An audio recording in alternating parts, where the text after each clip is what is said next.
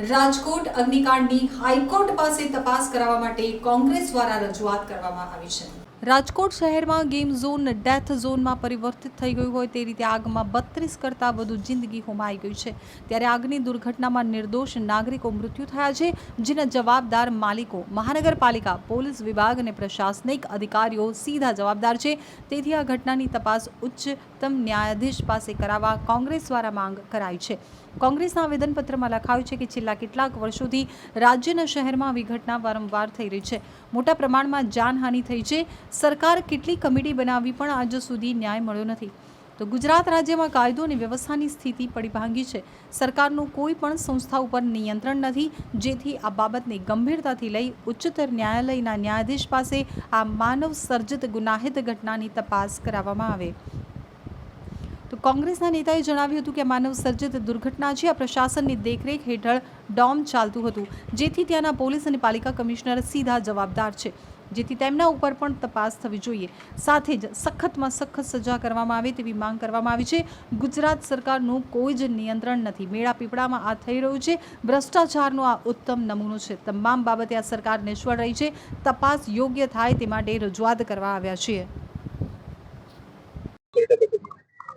રાજકોટ શહેરમાં જે ડોમમાં આગ લાગી હતી એક માનવ સર્જિત દુર્ઘટના હતી અને એની અંદર ગુજરાતના નિર્દોષ નાગરિકો, બાળકો મૃત્યુ પામ્યા છે અને એ પ્રશાસન સરકારની દેખરેખ હેઠળ ચાલતી આ ડોમની અંદર જે થયું છે એમાં સીધા મ્યુનિસિપલ કમિશનર, ત્યાંના પોલીસ કમિશનર અને ત્યાંના પ્રશાસિત અધિકારીઓ સીધા જિમ્મેદાર છે।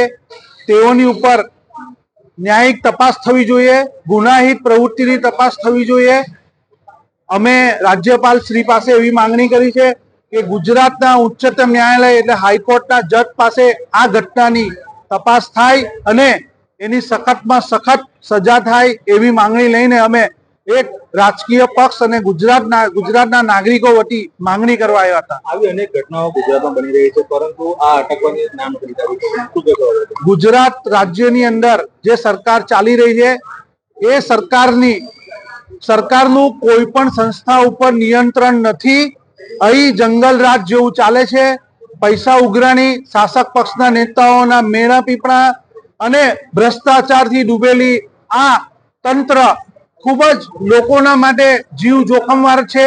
આવા ડોમ હોસ્પિટલ તરીકે, સ્કૂલ તરીકે, કોલેજ તરીકે કે રેસ્ટોરન્ટ તરીકે કે જીમ તરીકે જે જીવતા જાગતા સ્મશાન ઘાટ જેવી રીતે ચાલી રહ્યા છે, આ વારંવાર આ જે ઘટના બની હતી, ગુજરાતની પ્રજા ખૂબ ગુસ્સો છે અને આ સરકાર જે પણ એ કરે છે તે કામ ચલાવ બાબત હોય છે।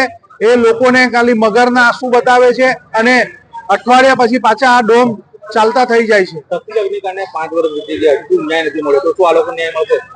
અમે એ જ માંગણી કરવા એવા છે કે સરકાર વારંવાર તપાસ કમિટીઓ બનાવે છે, એનું પોટલું બનાવે છે અને અભરાઈએ ચડાવી દે છે। તો આ બાબતસરની તપાસ હાઈકોર્ટના ન્યાયાધીશ પાસે થાય, જેથી લોકોને ન્યાય મળે અને ન્યાયની અંદર લોકોનો વિશ્વાસ રહે। કારણ કે અમે સરકાર પર કોઈ એવી અપેક્ષા રાખતા નથી, કારણ કે જંગલ રાજ ચાલે છે અને આ જંગલ રાજ શાસક પક્ષના નેતાઓના મેળા પીપળામાં ચાલે છે ને ભ્રષ્ટાચારથી ચાલે છે।